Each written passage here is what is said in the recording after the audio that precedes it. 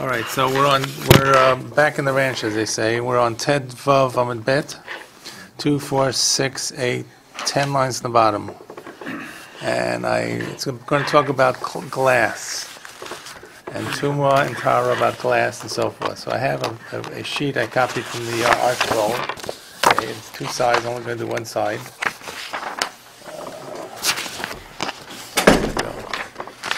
Footnote 28. The other page is later in the Gemara. Which one? Footnote 28. The one that fills the whole page. I don't know, but they actually both fill the whole page. 21 or 28? I got you. 28. 29, 28, okay, what? Okay. Okay, so sorry, it's little squiggly lines, but that's just the way it was. So the Gemara is going to talk about the laws of Tumah, and it's important you to understand this because we're going to talk about Tumah of glass and how it relates to Tumah of metal and Tumah of clay cheres, of earthenware.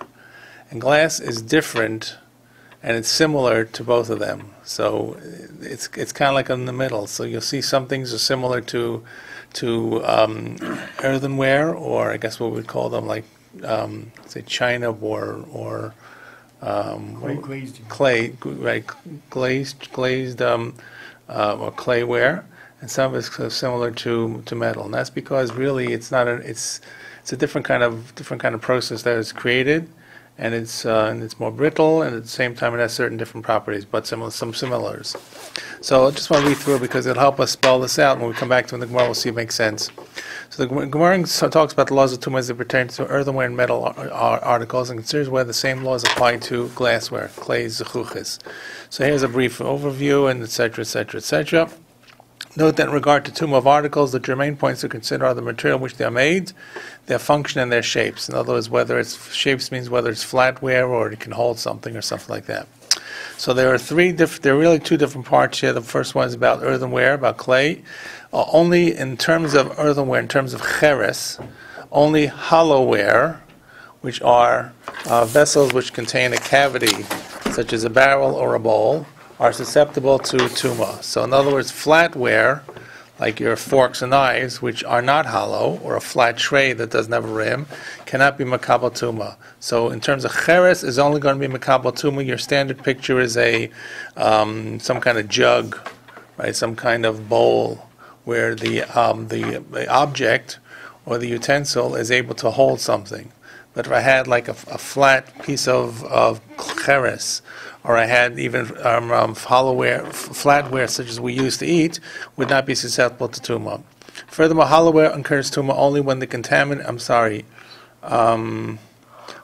incurs Tumah only when the contaminator enters into the cavity. Earthenware can never contract Tumah through its outer surfaces. Earthenware which is tamei cannot be purified from its tumah by tevilah, by immersion in the mikveh. However, if it is broken, rendering it unusable becomes tahar. Indeed, such a broken vessel loses previous tumah and is capable of contracting further tumah. So if I have a kli cheres, so the first thing is only hollowware can become tamei, not flatware. The second thing is once it's tamei, it's gone. The only thing I can do is break it. But once I break it and it's no longer a utensil, the broken pieces are no longer tamei. Okay, it sounds weird, right? Where did the tumah go? The answer is no longer a kli. The only kli that actually has to be usable, and that's why sometimes you'll find in a lot of archaeological digs in the second base mikdash a lot of broken pottery. Because once it became tamei, that was it. And if you were a settlement of Prushim or others who were very careful about Tumah and Tahara, that was the end of that. So you would break it, and then the broken pieces could be usable. So you find people wrote things on it, they use it for other purposes, but it was no longer a kli. Glued together? No, not glued together. Today they do. If So you Tumah comes back. do glue it together, does Tumah come back? I don't know. Like I today with our don't think images. they could.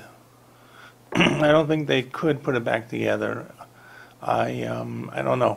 Okay. They're talking about here like not glazed china. No, regular clay, Like pots for like pottery, correct. for plants or something. That's Correct, right. What we don't really use today anymore because we're afraid all the materials will leach out into it, Yeah. right?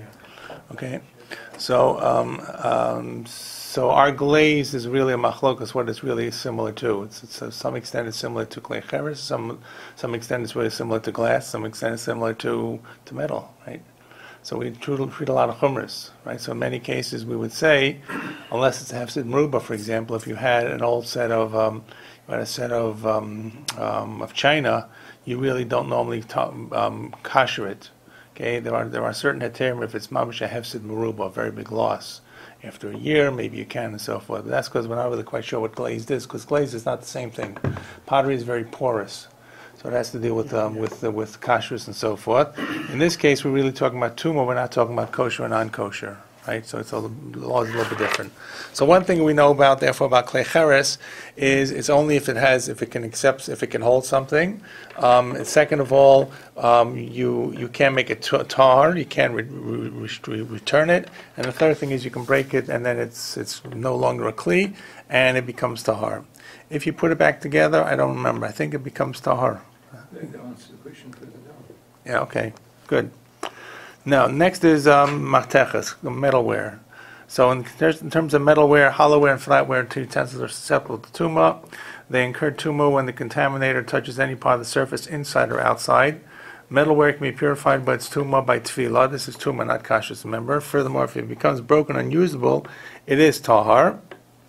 However, if the broken pieces are repaired, if the broken item is repaired according to midrabanan, the old tumah goes back. So this is one of the gzeros the Gemara is going to refer to. It's related to the Yudches Dover, possibly, that if I have a broken piece of mateches and it's no longer usable, it's tahar. What if I put it back together, which could be put back together? Not that hard to resolder the metal or to do some kind of work to put it back together. So really, it should be a new utensil, right? Because once it became broken, it's tahar. If I repaired it, it should be tahar. It's a new utensil. But they made a takana that the old tumah goes back. So you can't win, right? And you'll see this goes back to a case where I think one of the queens actually was making some kind of, we'll see who it is, was making some kind of banquet, and they became tameh, so she figured she would kind of ruin the utensils, and they could become tar, and then she could solder them all back together. So they made a takana that would obviate that. It sounds a little complicated to see in the Gemara, it's much easier. On the other hand, if a broken tummy yet earthenware is repaired, the new vessel is not tummy. So that goes back to the question we asked before, right? So in other words, again, for mateches, if it becomes tamei, it's any type of kli. Second of all, if it becomes tamei, you can be tovel it. Third of all, if it becomes broken, it's really tahar. But they made a takana that if you repair it, you go back to the old tumah. It's called tumah yeshana. Okay. From the foregoing, 5 differences are apparent between earthenware and metalware. A. Flatware, earthenware cannot become tamei. Metalware can become tamei. B. Contracting tumah through the outer surfaces, earthenware cannot, and metalware does. C. Reinstatement of former tumah. In the earthenware, it's not reinstated. In metalware, it is. Thus, earthenware, kli cheres, has 3 leniencies compared to metalware. And on the other hand, earthenware has 2 chumras, 2 stringencies. 1, D, purification by tefillah. Earthenware cannot be purified, metal can. And E, contracting tumah when the tumah item is suspended in its airspace. Earthenware does, and metalware does not. Okay, so if the item does not touch the kli, but it's in the middle, so it becomes tamei in kli cheres, in mateches, it has to actually be in the kli or touch the kli or be in contact with the kli. So the other side is a little bit later on, okay? So this is really about kli cheres and about mateches. Why is this important? Because we're going to talk about kli zechuchis, about glass. And glass you'll see has a little bit of one and the other, okay? So if you have this page in front of you, when it tells you about the chumras of kli zechuchis, it'll all make it fall into place a little better, okay? So this is Tes Vav Amud Beis. This is what I say, 10 lines in the bottom, right? Kli zechuchis. This was one of the gzeros of the big 18 gzeros that we said, was that they made a gezerah. What was the gezerah? This was after we mentioned the first 10. We said what other machloksim were there. So we said that, what was the machlokis again? Right. All right, we said that Yossi ben Yoezer and Yossi ben Yochanan Yishu Shalayim made two takanas. One, they made two maler ta'amim, and the other one was they said that klei zchuchis would become tamei. Okay, so in the development of the Tuma of Eretz Amim was our last piece we had done, and now we're going to talk about klei zchuchis. There we go. Klei zchuchis. My time of Gazru B'hu Rabbanan Tuma. Why did they say it's tamei? It looks like it's not identified as being coming tamei in the Torah. So Amrav Yochanan Rish Lakish, Hoel utchilas briyasa menachol, shavin harabanan kli cheres. Because glass is made of sand, right? The what crystals? Silica crystals, right? Are broken down from the sand and melted, and they are reconstituted as glass.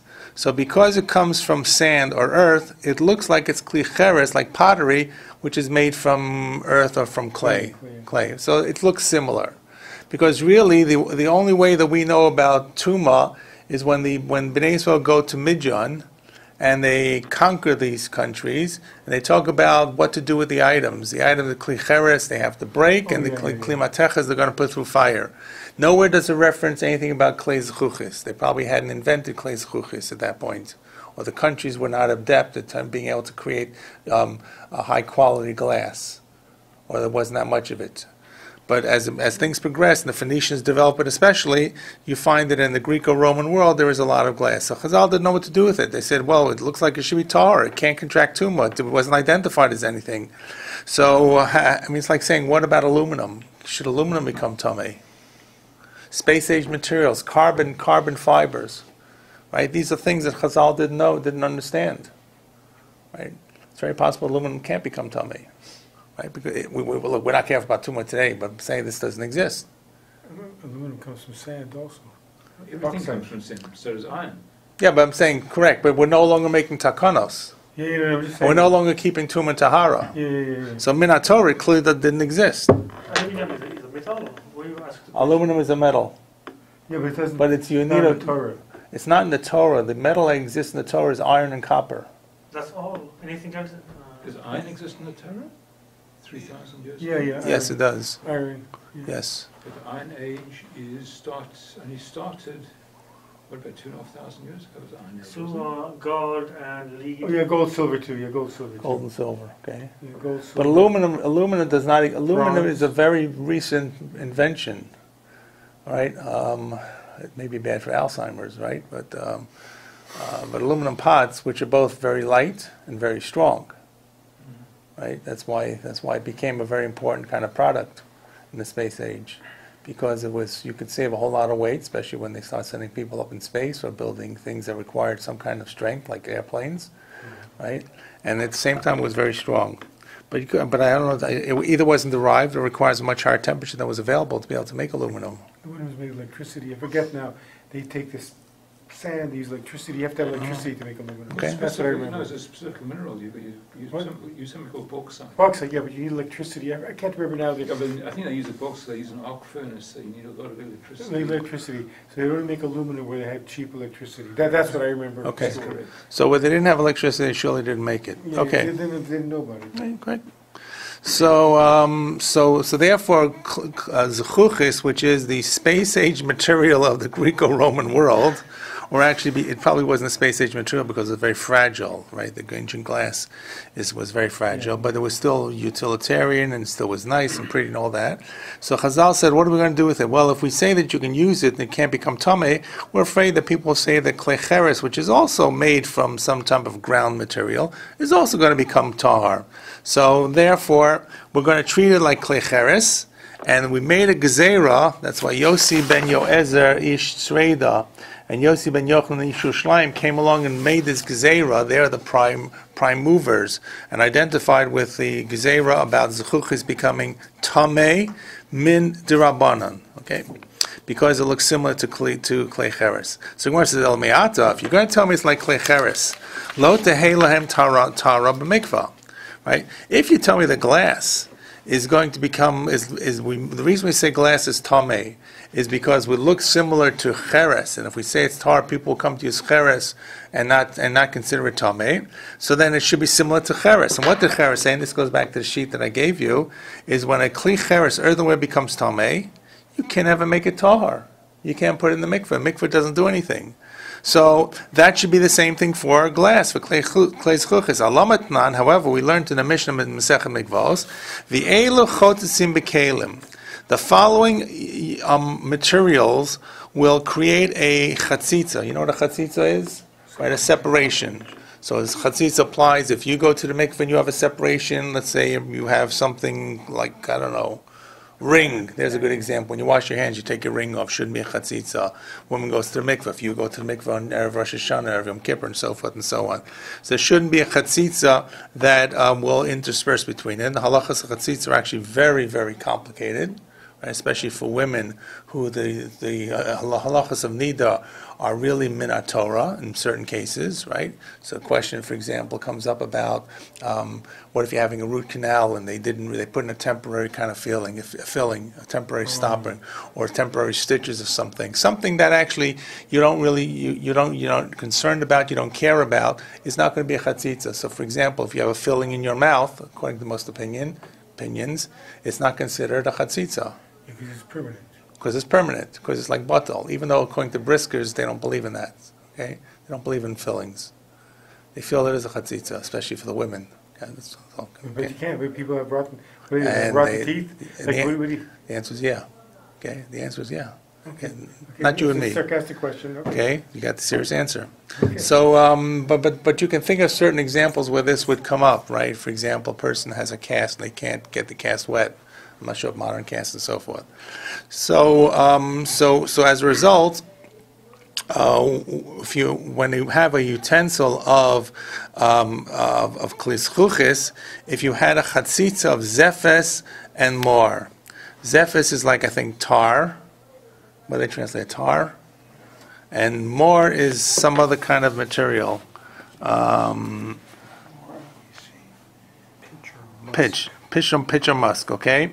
Right, more is like this musk, this sweet smelling stuff. So but it was sticky. So let's say you had a kli zechuchis, and you had some kind of hole in it or some kind of break, and you wanted to put it together, right? And you wanted to make sure it didn't leak. So you couldn't put glass into it. And you couldn't remelt it. That was just, you could, but that was much more complex. So what would you do? You put a little bit of this kind of material to just kind of plug the hole. Maybe it was not. I'm sorry. Like a glue. Like a glue, more like a glue, more like a patch. Okay, more like a patch. It's not really a glue. Yeah. It's meant to stuff the hole. So the Mishnah says, "Chotzesim elo chotzim b'kelim hazefes ve'amor b'kli zechuchis." So these items were considered an interposition, an interposition, a chatzitza in a glass utensil. Now, what does that mean? It means you're going to take this glass utensil to the mikveh. If you put on some kind of thing to plug the hole, well, that's going to be a chatzitza. It means your intention is to take the glass into the mikveh. So this a chatzitza, you can't tovel the glass because it has a chatzitza on it. But the implication is clearly that if it didn't have the chatzitza, you would want to tovel it to make it tahar. That was the normal process. The problem is this klei zechuchis, this glass utensil, has got something that prevents you from taking it to the mikveh because it has a chatzitza, some kind of thing plugged up the hole, which makes it a chatzitza. Because it's really not batel to the klei itself; it stands out. So that's what the Gemara says. So you see that klei zechuchis is really goes to the mikveh. Now, if you're telling me that klei zechuchis is tamei because we're concerned it looks like earthenware, so earthenware can never go to the mikveh. So if Chazal came along, if Chazal came along and said that glass we're going to say is tamei because we're concerned if we don't say it's tamei, you will say that earthenware doesn't become tamei. So we're going to treat it like it's a form of earthenware midrabanan. So earthenware can't go to the mikveh. So how can you take this kli zechuchis, this glass, and take it to the mikveh, which this Mishnah is telling you that this particular glass is going to be impossible because it has a chatzitza, but if it didn't have a chatzitza, you take it to the mikveh. From where do we learn that kli cheres can't Can't go to the mikveh. Because it said Yishaver. It says when they come, Oh, come, right. Kol Klei Cheres Yishaver, and Okay, fair enough. Yeah, we didn't say that. Right? You didn't, yeah.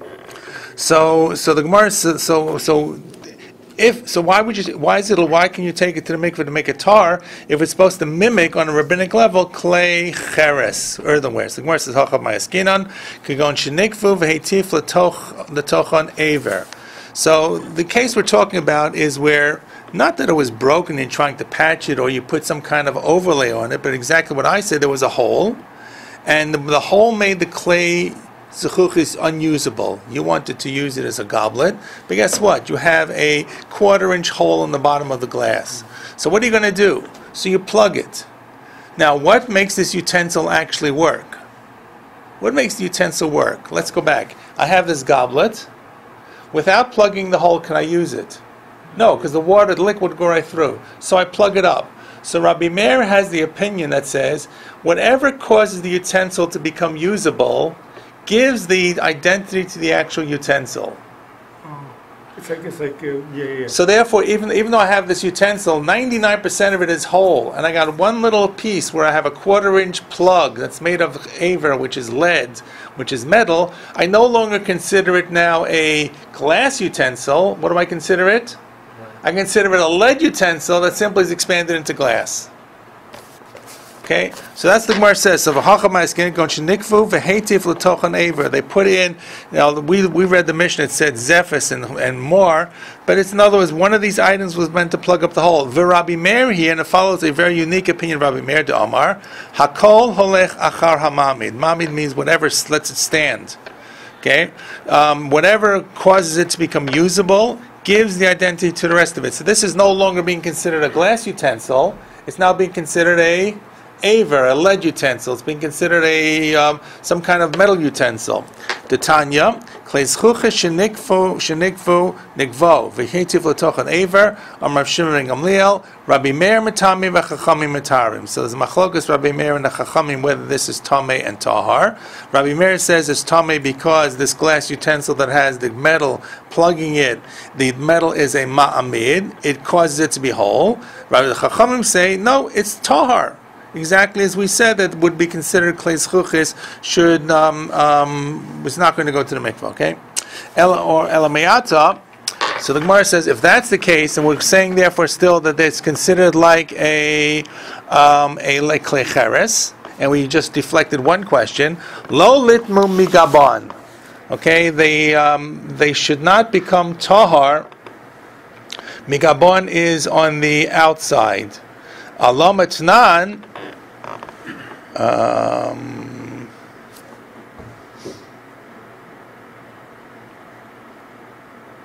Okay, so the rule is, I don't think I said it here.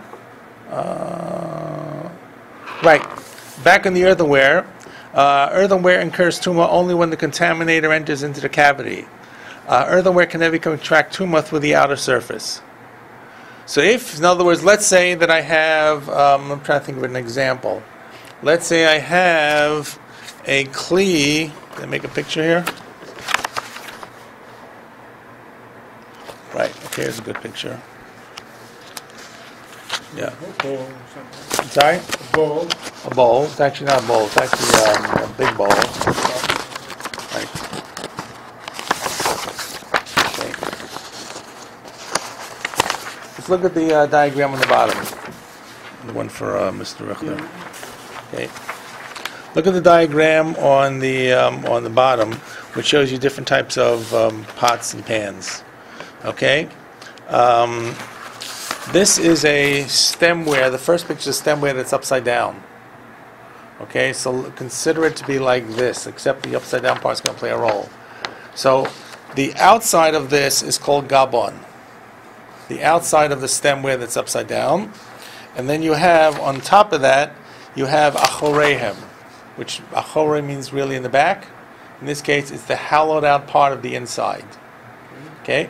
So normally, when we have tuma for klei cheres, it can't become tamei on the outside, and it can't become tamei on this top part, which is really also the outside. The only place where it would become tamei is where the middle diagram, where it comes into the middle. In this case, there's simply an example about Aviram, but where it would come right inside the Kli.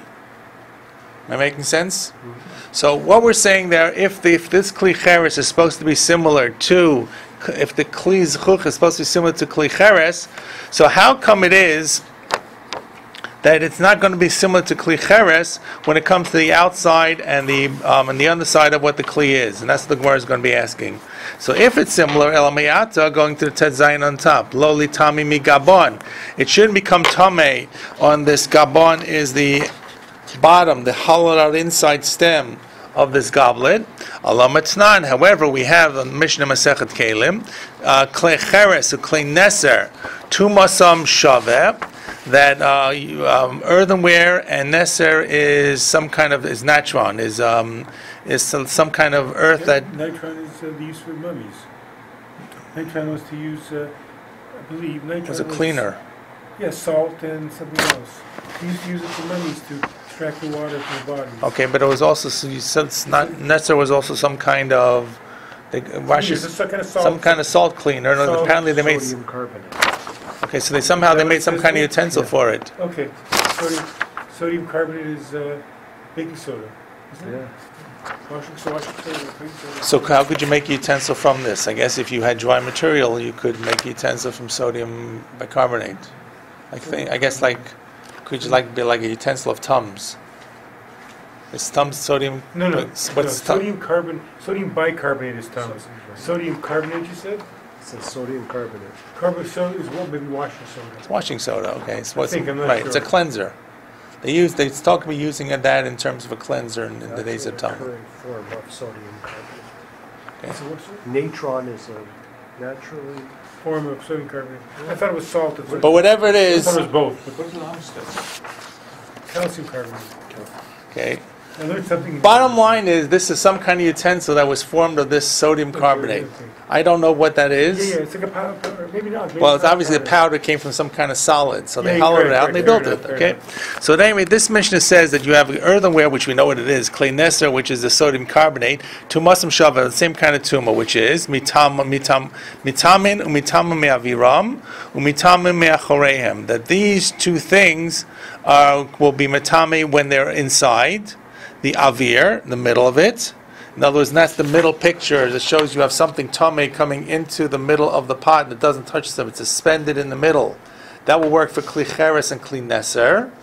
Also, it'll make tameh v'emi tameh migabehem. It will not become tameh on the inside. Migabehem is this hollowed out part of the stem of the Klei Cheres or Klei Neser. The ein mitam v'ushirasa mitarasam. And when you break them, they become tahar. So says the Gemara, Klei Neser Klei Cheres hu de mitamam shaveh, aval midiach rini lo. So the only thing that's going to be similar to Klei Cheres is Klei Neser, the sodium carbonate, which the Mishnah in Masechet Kelim says is going to have the same propensities as Klei Cheres, but nothing else. So therefore, Klei Zechuchis will not be that similar to Klei Cheres. So if you're going to tell me now it's going to be looking like Klei Cheres, they made a rabbinic decree for Zechuchis to be because it looks like Klei Cheres, but you see it's not. Because the only thing that's similar to Klei Cheres in terms of Gabehem, in terms of the outside, in terms of being suspended in the middle, in terms of Achoreim and so forth, is really Klei Neser. Klei Neser v'Klei Cheres hu de mitamam shava, aval midi achrin elo. So including if you break it. Right? What happens if you break Klei Cheres? It's tahar. It's tar. Right? You have to break it completely. Yeah. Like in other words, if you have this tummy, you just break it apart. Break it that's not usable. You have You to break it that it can't be used. In Right. other words, if you just break it, chip it, it doesn't count. Right, correct. If you have to make it, so for example, you break a hole in the bottom, Okay. so the utensil is not able to be used for what it's used for. Okay. You drill a hole. Okay. So, but on Klei Zechuchis, we don't say that's true. So why not? So the Gemara says. So let's go back to the Gemara 246 line. So the Gemara says, Amrei, Kevan de b'chineshtarbu yeshlam takana shavinu k'kli mateches. When clay cheres breaks, when clay breaks, what can you do with it? You couldn't put it back together. In the days of the Mishnah Gemara, they could not reconstitute clay cheres. You could take modern glues and glue it back together, right? But that just was probably not efficient, or probably you truly didn't have the glues to make that work in those days. So as a result, when clay cheres breaks and it's no longer a kli and it's no longer usable, it's lost its Torah's kli. There's nothing you can do with it. So it makes sense it will become tahar. Because what becomes tameh? A kli. This is simply no longer a kli. It's bits and pieces of what was a kli. Okay, so it's not tameh, so it's tahar. With glass, however, if you dealt in glass, you could melt down the glass and reform it and reblow it. So therefore, because glass could be reconstituted and start from again, it is more similar not to kli cheres, which can't be reconstituted, but more similar to metal, which can be melted down and reformed. That's what I told you. That's why we did that chart before, that listing before. So the Gemara says you're right. It should be similar to kli cheres, but there is one difference. The ki nishtabru yesh lam takana, so therefore shavenu kli mateches. Okay, so one thing it's similar to kli cheres, right? Because we're afraid that people may not treat kli cheres properly for tumah tara. On the other hand, if it breaks, it still becomes tameh. It's not tahar. Okay, so elamayata says the Gemara. If that's the case, yachseru l'tumasam yishana k'kli matachos. So we have a rule, and I told you it's a gzeira, and this goes back again once the sheet that I gave you here, that metalware, right, go back to the sheet, metalware right here in this middle paragraph. However, if the broken item is repaired by rabbinical decree, the old tuma is reinstituted or reinstated. The Gemara explains the reason on 16b. We'll get to that. So in other words, so why don't we say, so now we're going to say, we're going to treat clay zechuchis like metal. So if you're going to treat it like metal, and if you break it, and you can melt it down and rebuild it, and reblow it, why don't we say if it was tameh before you melted it down, it becomes tameh again? Because that's what the same rule we'll have about clay. So in other words, the rule is, the gzeira that they made for metal is, if I have a metal item, and the metal item became tameh, so I'm going to melt it down and start all over. So you don't want to take it to the mikveh, you're just going to melt it down. Right, I want to beat out the mikvah. I want to beat the line on the mikvah. So I will melt it down enough that it's no longer considered a utensil, and rebuild another utensil. What's my advantage? I save the cost of the hardware. I save the cost of the metal. Say it's a gold utensil. Well, you save he's going to the mikveh. What do I miss? I'm sorry. You bypass the mikveh. I bypass the mikvah. Right, so instead of dipping it, you melt it. Right. It's also I have It's easier to melt it. Right, I'm going to have to wait 7 days also for it to become tahar. I need it tonight. Okay, so I've got all these artisans around. Okay, Okay, it's you melt something it. that a king would do probably, right? A king or queen, which you'll see does. So, at any rate, if we're going to treat the zechuchis, the glass, similar to mateches, so we have this decree that was made about tumah yeshana, about the old tumah, even if you melt it down and reconstitute, it still becomes tameh. So if I try to get around the mikvah, right, I still becomes tameh, I still got to go to mikvah. So why don't I say that for Klei Mateches? The Tznan, the Mishnah says in Maseches, this is all Tara stuff, Masechet Kalim again. Klei Mateches, Klei Matachos, different types of metal utensils, Pshutehen, Umekablehem Tmeim. So first, Pshuteim is flat utensils, Umekablehem, and those that are hollow that it can accept, become Tameh. Right, as opposed to earthenware, which flatware cannot become tameh. Nishtabru, if the metal utensil becomes broken, taharu, it becomes tahar. So if it becomes no longer a utensil because it broke, right, it's got this big hole in the middle, so I no longer can use it, it's tahar. But chazav yosam em kelim, I now refashion the utensil. And I made new utensils. Chazru l'tumasam yeshana. So it's a new utensil, but the gzeira is that it's still considered tameh as it was before I melted it down. So it still doesn't lose its... Rabbinically, it does not lose its tumah. Rabbinically, the tumah is reinstated. Okay, if you melt it down with, let's say you melt it down, you want to make a bigger part. So you're melting it down with others, so everything is tumah then. Like you take Right, you correct. take a goblet that's tumah and you mix it with some whatever. So if something that's I got tumah mixed in, correct? So I'd have So to. the whole thing's tumah. Yeah, correct. Okay. Okay. Or if I made a goblet and I wanted to make it into some kind of, I don't know, pot, or vice Right, versa. but you had extra material. Correct, right. Whatever it was, and now being tumah with mateches is not the end of the world. I take it to the mikvah. I'll wait 7 days, take it to the mikvah. Oh, so you make it, then you take it to the mikveh. Right, but just no, but the gezerah is Okay. I can't get out of the tumah. Okay. Okay. The ilu gabi kleis chuchis not, but on the other hand, when it comes to kleis chuchis glass, and once again, this is back and once again in I think also Maseches Kalim, clay eitz, uklei or, uklei etzim, uklei zechuchis, wooden utensils, skin utensils. I'm trying to think of like a leather jug. Okay, uklei etzem, or bone utensils made out of bone, uklei zechuchis, and glass utensils, pshuteim tahorim. The flatware is tahar, right? Which is different than mateches, which it can become tamei. Umekableihem tmeim, round hollowware is become tamei like clay mateches. Nishbaru, if they broke taharu, they become tahar. But chazur v'hasamem kelim, if they make new utensils from the old tamei glassware, they melt it down and reconstitute it. Mekablim tuma mikan lahaba. From that point on of the new utensil going forward, it can become tamei. Mikan lahaba in lemafrei lo, only going ahead. So if today's Monday, I take the glass and I melt it down, it was tamei, and I make a new glass utensil, it's tahar. Tomorrow it can become tamei. Wednesday it can become tamei, but I don't go back to the old form of tumah. So if I'm trying to say that I'm trying to play it both ways, it looks like I'm taking chumras of klei cheres and chumras of klei mateches.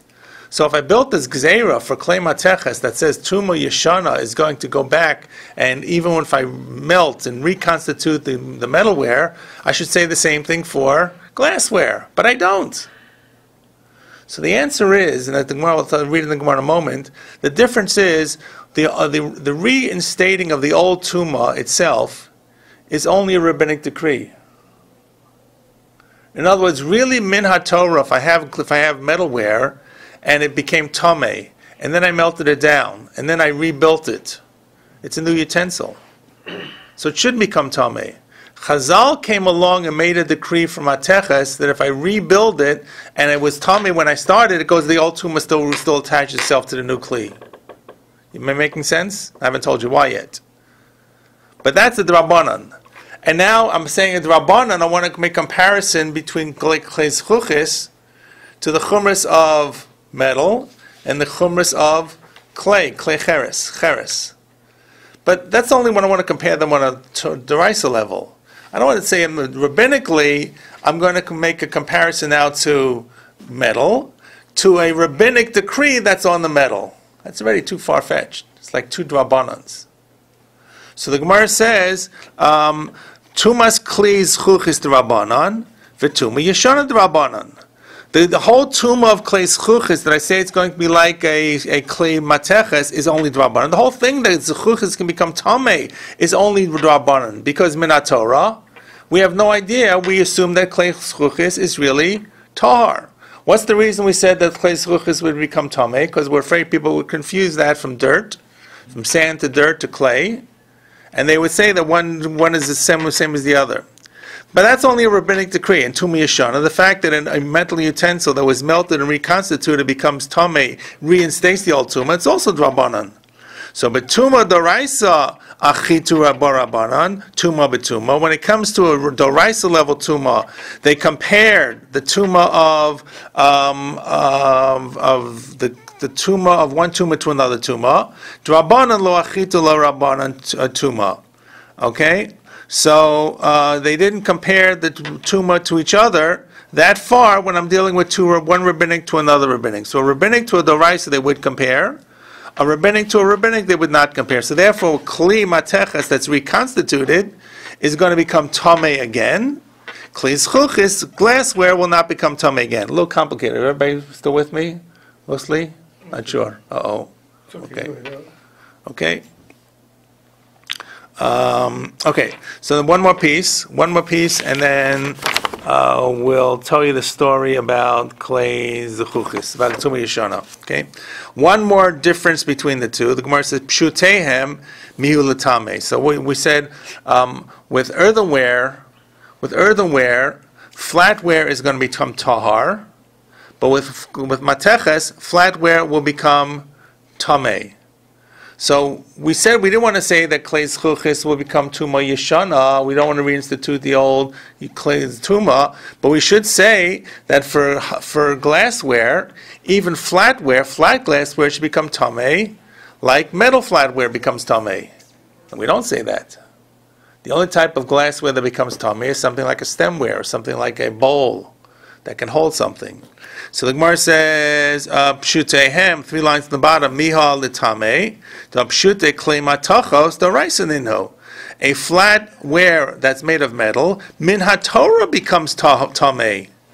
Right? So we say, you just said before, you don't do Tumah of Drabanan to Tumah Drabanan, but this is really the Raisa level Tumah for Mateches. And we're now saying the Klei Zchuchis we compare to Mateches. So the Gemara says, well, you're right. It should really become Tamei, but we wanted to keep one thing that it's not compared to show that it's really not really Mateches. Because people might come to then say Truma will become destroyed. Because Truma, you can't destroy Truma for no reason. So, Avdei Behu Rabbanan Hekera, Ki Hechid Lo Lisaf Alayo Truma V'Kachim. So, as Chazal made one thing they left out for Zechuchis, and they made it different even on a Dorais, comparing it to a Dorais level Tuma, to remind people that it's only Midivreihem, Midrabanan. Why is that important? Because if I have Truma that becomes Tamei, Truma that Kachim, that become tamei. What do I have to do with them? I have to burn them. If they're not really tamei, I'm not allowed to burn them. I'm destroying them. I can't destroy truma and I can't destroy kachim. So what if I have something that I'm not sure it's only drabanan? So I don't burn it. I can't eat it because rabbinically it's tamei, but I can't burn it because minatorah it's tahar. So Chazal made one difference here to show to the people, and remind the people this zechuchis is only rabbinically tamei, and therefore we're going to leave out flatware clay zechuchis, which will not become tamei, in order to show you that it's not really a doraisa level tuma, it's only rabbinic level tuma. So if you had truma that came into contact with this, you wouldn't burn the truma, you would simply put the truma aside. That's the whole thing in a nutshell. Okay, so that's one answer. That's one thing, and then one more line and a half here. Ravash Yomar, and then comes the story. Okay, Ravash Yomar laolam lekli cheres damu. Really, Rashi says we're really going to compare clay cheres, clay zchuchis to clay cheres to earthenware with the kashalach. And the question that you asked that it's not fully comparable to, that really things are a little different than klei cheres, and it looks similar to klei mateches, but it's not fully mateches. It is mateches, it's not mateches. So what is it? So the Gemara says the kashlach, and the reason that you say we're going to treat it like klei mateches part of it, lo litmu migabon, it doesn't become tamei on the part that's upside down, mi hoel v'nira tocho kavaro, because you can see right through it. And therefore, this goes back to the question we were asking before about this part, because you can see through the glass, and the glass they had was transparent or surely translucent, so therefore it's compared to be as if it's like really not here, and therefore that's going to explain some of the differences between why it's a little bit like cheres and it's a little bit like mateches. It's like mateches, but it's transparent, so it's not really mateches, so therefore the two of them come together and it's not fully one way or the other. Okay, so that's really the end of this piece of Gemara. So in the end is klei zchuchis becomes really cut down the middle. Some of it is going to become very similar to tamei, to mateches, and some of it's going to be considered very similar to mateches, and some is going to be similar to klei cheres. Okay, now to clean it up, now you're going to look at the other side of the page I gave you before. Why is the bowl get so lit? Like, flat where it doesn't? Did we say that? I don't know why. It's Okay, just some of the It's differences. just the Gzera, okay? Right, or it's not the Gzeir, it's actually based upon a Chazal, probably on the read certain psukim and understood certain Okay, psukim. fine. I just, Okay? no large. Okay, I just wanted to summarize this. Okay, let's go to the other side of this page. This is going to be footnote, what's called footnote 21. Okay. Right, this is the middle paragraph, which is just what I explained to you about. They left one thing out. Right, so they kept that one part of the tumah, but if you come to the summary in the bottom of that, that gives you the summary now of how it's compared to metal and how it's compared to clay cheres. You have at least an idea where this went. Glassware in summary. Glassware is similar to both earthenware and metalware, therefore some astringency associated with each of them. The composition of glass is similar to earthenware. The rabbis therefore decree the glassware should be susceptible to tumah, and it's not amenable to tefillah, just like clay cheres.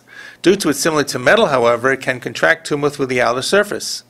Right? Another two stringency associated with metalware were not applied to glassware as follows. One, restoration of the old tumah yashana was not applied to glassware, and the stringency of flatware being susceptible to tumah, that's what we just talked about, also was not applied to glassware so as to give it a distinguishing feature.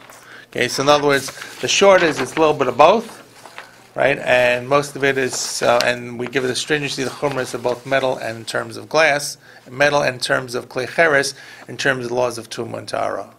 In terms of kashrus, it's more complicated because kashrus really has to do more with absorption than with sense of tumah and tahara. And I think we may have mentioned this last time. I don't recall. So for glass, Chazal really don't know how to treat glass for kashrus, because part of what we understand is that clay cheres, you can't kasher clay cheres because it's porous. Metal, Chazal felt, could absorb some taste or some flavor, right?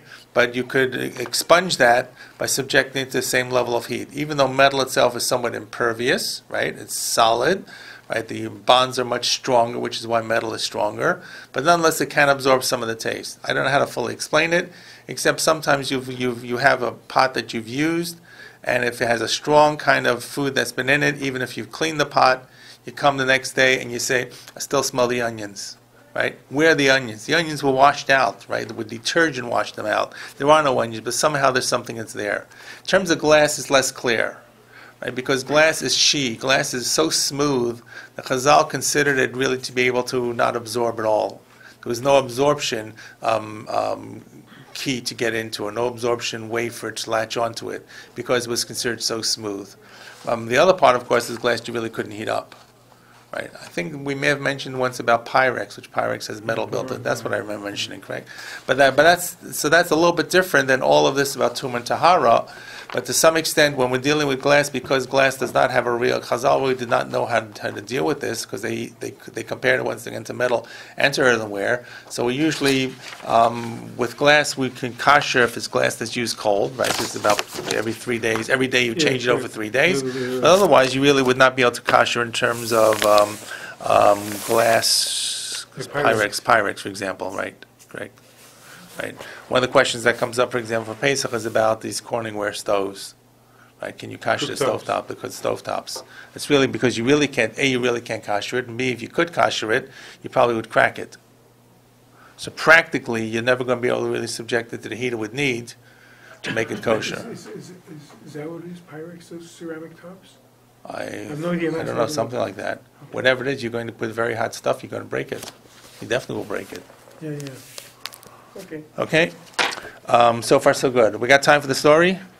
Okay, this next piece is a little much easier, I hope. Okay? It goes back to tumah yashana. Okay? This is Ted Zayin Amud Beis, the third line. Okay, this is the next item in the listing of gzeros that were made. And then we had a brayso that listed a whole bunch of them. So the brayso said, Shimon Metchetach tiken ksuva leisha, v'gazar tuma al kli matachos, v'gazar tuma al kli matachos. So the quoting from this brayso before, and it's Shimon Metchetach did two things. First of all, he did not make the ksuva. Ksuva existed before. We believe a ksuva is an obligation min Torah. Right? Ksuva basically says that there's a protection for the woman. Maybe the exact lashon of how we write a ksuva, and there are little differences between how we write a ksuva in North America and how we write a ksuva in Eretz Yisrael. They use real money in Eretz Yisrael. Here we use old German kukim kesef or something. Is that what it is? Yeah, but then it also refers to Zukukim Kesef. It's an old German coin. Nobody even knows what it means. Oh, is that how you do Yeah. that? Okay. So, and different communities have different variations. But really, the idea is that Shimon ben Shetach built certain other safeguards into the Ksuva itself that existed in concept.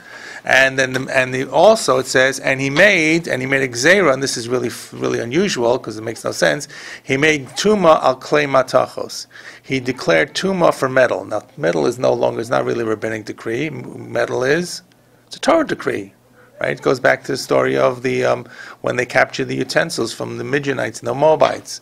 The Gemara says right away. This is once again on the fourth line of the Gemara. Klei matachos d'oraisa ninhu. What did Shimon ben Shetach come along and say? It's really steel, metal items are going to be tamei. He made a decree. It's min Torah. Dichsiv. This is the end of Bamidbar. Aches hazahav es hakesef es hanachoshes es habarzel. So all these items you're going to pass through the fire and the water. So what do you mean that Shimon? It goes back to the Torah. It says very clearly metal items were kashered, so or taken to become tamei tahar.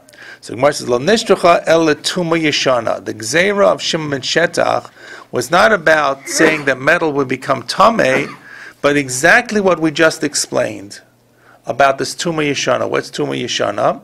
I have a metal item, it becomes tamei. Now I break down the metal item, I melt it down, or I make it no longer a utensil, so it's tahar. Then I re-put it back together, I build a new kli from it, or I reconstitute it. So the gzeira was, the old tumah that you thought you left behind has now come back and been reattached to it, been reinstated. That's the gzeira that Shimon ben Shetach said. So klei zechuchis, we already talked. Klei zechuchis is a different kind of thing. So we're going to talk about a few moments about where this gzeira of tuma yeshana for metal goes back. Why did they make this gzeira? Why did Shimon ben Shetach make the gzeira of tuma yeshana for klei mateches? Not the original tuma for klei mateches, tuma yeshana. Where did it come from?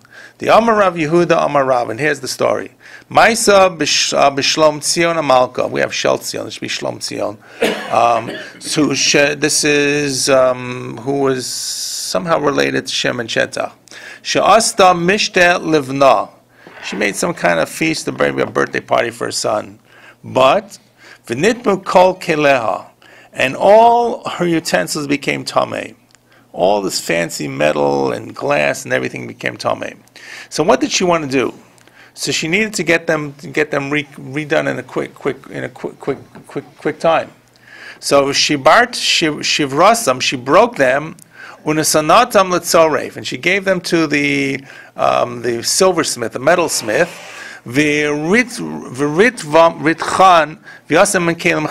She broke them all, so they're no longer considered tamei, they're now tahar. She gave them to a royal metalsmith, right? And the metalsmith, the goldsmith, the silversmith, made now new utensils. And therefore she was willing to go on, let the feast go on. Right? And this is, we don't have to worry about waiting 7 days with the utensils and so forth and everything else, and let's go. We don't have to get a paraduma, we don't have to mikvah and all this kind of stuff. So when they heard this, and they realized that she kind of circumvented the process, v'yamru chachamim, yachziru l'tuma yeshana. So this is by the way, this is the era of Shimon ben Shetach. So it doesn't mention the Shimon ben Shetach here in this story, but this is the time when Shimon ben Shetach lives. That they said that all these utensils that Shlom Tzion, the Malka Shlom Tzion, tried to say were now broken and were now reconstituted as new, would be reattached and reinstated with the old tumah. My taima. Why? So this is the story. So why did they do that? What do they have against her? So Gemara says, Mishum Geder Mechatas Naguba. They were concerned that people would become getting around using the ashes of the paraduma. This obviously became something with tumas ames. All these utensils became involved with navatuma of tumas ames. She would now have to wait the 7 days in the paraduma ashes. The Chazal were concerned that people might cheapen their approach to using the whole paraduma ceremony. It's a hard ceremony to understand. It's difficult. It makes no sense, right? It's a chok. So therefore, they saw this as a way that would eventually weaken people's resolve to the paraduma. And therefore, they said, we're going to say that you can't get around it by saying the old tumah that you had on these utensils will now reattach to the new one. And too bad on your feast. You have to push off the feast for a couple of days, a bunch of days, until you can get them tar again. So that's the reason for it. Okay? So the Gemara says, so far so good? Yes? Okay, is this something that's more easy? Yes? So far? Now it gets back to the hard part. So the Gemara says, so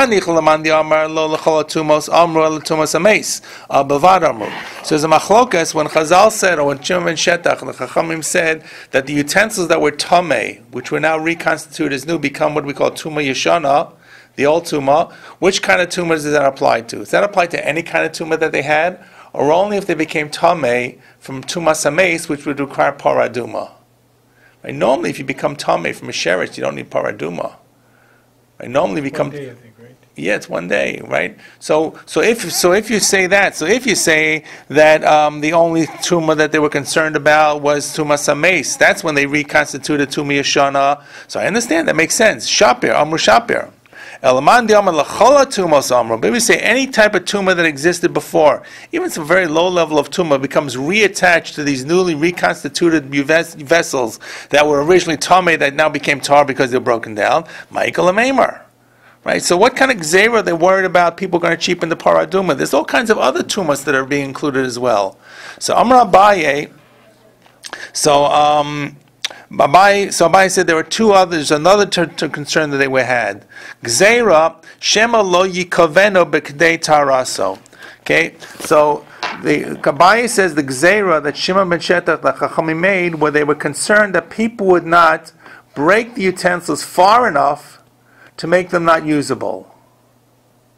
Let me give you the example about the hole. Let's say I have this tiny hole in my goblet. Right? It's a tiny, tiny semi-microscopic hole. Now I fill it with wine, it's going to drip through. But the wine is really thick. And the lees of the wine are going to really plug it probably. When I put my finger on it, right? I puld my finger, hold it for kiddush, and I put my finger so I can use it. I'm a poor guy, or I can't really afford a new goblet, so I simply put my finger on it. So in other words, not every hole is going to make it become no longer a utensil.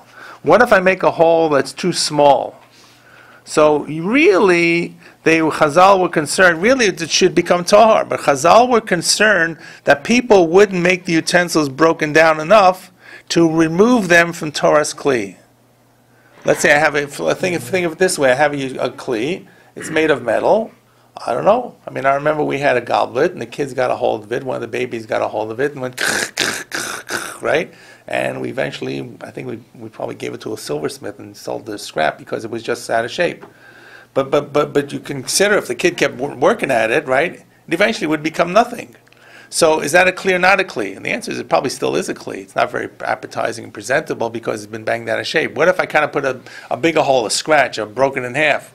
So you can have all kinds of scenarios where it still is a kli, and people say, well, it's no longer tamei because it's no longer a kli. The answer is it is a kli. Okay? So therefore, Rabbi says, Gzeira Shema Yom Tefillah, Gzeira Shema Lo Yikavenu B'chdei Tarasa. They won't break it far enough. Rav Amar, Gzeira Shema Yom Tefillah Bas Yoma Olalo. And the Gzeira really they had was in so many types of tumah you have to wait 7 days. Some will, in the tumah you have to wait 1 day. So even if you go to put into the mikveh before the day is out, you still have to wait till the end of the day. So Rava said the Gzeira was that they were concerned that people would not wait long enough to put the kalim into the mikvah. So therefore they say we're going to go back to the tumah yeshon. I'm not sure I fully understand it. My benayu, ika benayu, the ratzfinhu muratzef. The difference will be ratzfinhu muratzef, that if you completely knocked it out of shape, in other words, you completely flattened it out to something like you made it a flat piece of metal, that no one would be concerned about. It would be confused. It still is a kli. But on the other hand, they may be concerned about the time, how you have to wait in terms of the mikveh itself. So therefore, there was the gzeira either because of this confusion or because the concern of Chazal was about cheapening it for going for the paraduma. And that takes us into the end of that piece itself. Okay? So the second piece was better than the first piece. Okay? All right, we'll stop here.